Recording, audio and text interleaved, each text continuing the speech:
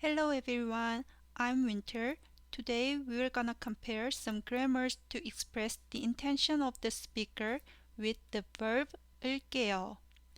The verb 을게요 is attached to a verb and express the speaker's intention or will to do something in the future. Also, it can be used when promise something. What comes to mind with similar grammar? First, we will compare the verb 을게요 and the verb 을 거예요. Let's see the example sentences first. 몸에 안 좋으니까 담배를 피우지 마세요. 네, 이제 담배를 피우지 않을게요.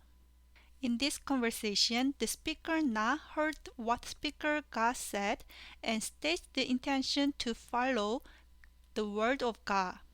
As like this, for using the grammar, the verb 을게요, it exists the relationship with the listener, and the speaker expresses one's intention or thought considering the listener. Now, let's see this example. 이제 담배를 피우지 않을 거예요. 좋은 생각이에요.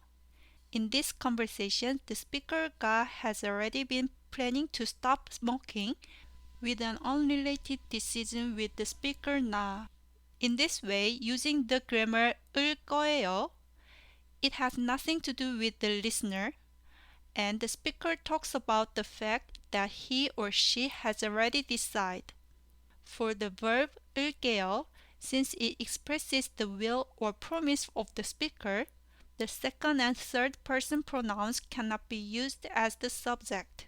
On the other hand, for the verb 을 거예요, not only the speaker but also the second and third person pronouns can be used as a subject.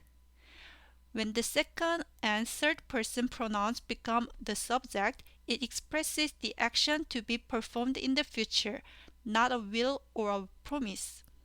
Let's imagine a situation in which a presentation is chosen in a class. 누가 발표해 볼까요? 제가 발표할게요. The student intends to give a presentation under the assumption that the teacher expects it. Let's see this example. 내일 수업에서 누가 발표할 거예요? 리아가 발표할 거예요. The student says who will do the presentation tomorrow, regardless of the teacher's wishes.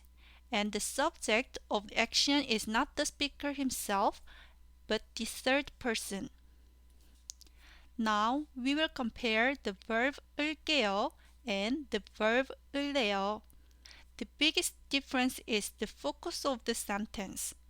With verb 을게요, the focus is on the listener because it expresses the speaker's determination as if it were a promise to the listener. For example, 내일은 책을 꼭 읽을게요. This sentence makes a promise to the listener and the listener is important.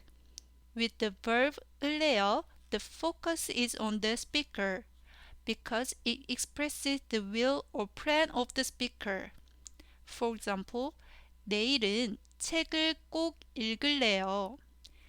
This sentence contains the will and thoughts of the speaker, but it has nothing to do with the listener. The verb 을게요, since the focus is on the listener, it cannot be used to act against the listener. 저는 당신과 친구를 안 할게요. This sentence is incorrect. On the other hand, with the verb 을래요, since the focus is on the speaker, even acts that are disadvantageous to the listener can be used.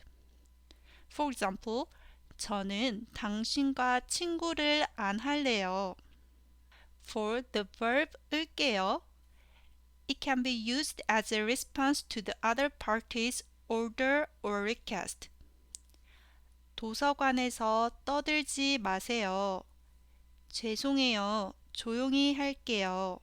But for verb 을래요, It cannot be used as a response to the other party's order or request. 도서관에서 떠들지 마세요. 죄송해요. 조용히 할래요. This sentence is incorrect. Lastly, we will compare the grammar to express a promise, the verb 을게요 and the verb 기로하다. The verb 을게요 is used when you make a promise during a conversation with the other person. For example, 내일 어디에서 만날까요? 영화관 앞이 어때요? 네, 내일 영화관 앞에서 기다릴게요. From this example, the speaker can say with another listener, 내일 영화관 앞에서 기다리기로 했어요. As like this, the verb 기로하다 is mainly used in the form of the verb 기로했어요. And it is used to express an already fixed promise and resolution.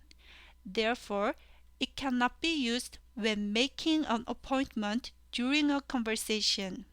In the same example, 내일 어디에서 만날까요? 영화관 앞이 어때요? 네, 내일 영화관 앞에서 기다리기로 했어요. This sentence is incorrect. Today, we compare the grammar verb 을게요 with verb 을 거예요, verb 을래요, and verb 기로하다. How was it? Did you get the difference? You may still find it difficult. However, if you learn many conversations in the different situation, you will get used to them. So, get lots of opportunities to be exposed to the Korean language. Thank you. 감사합니다. 다음에 봐요.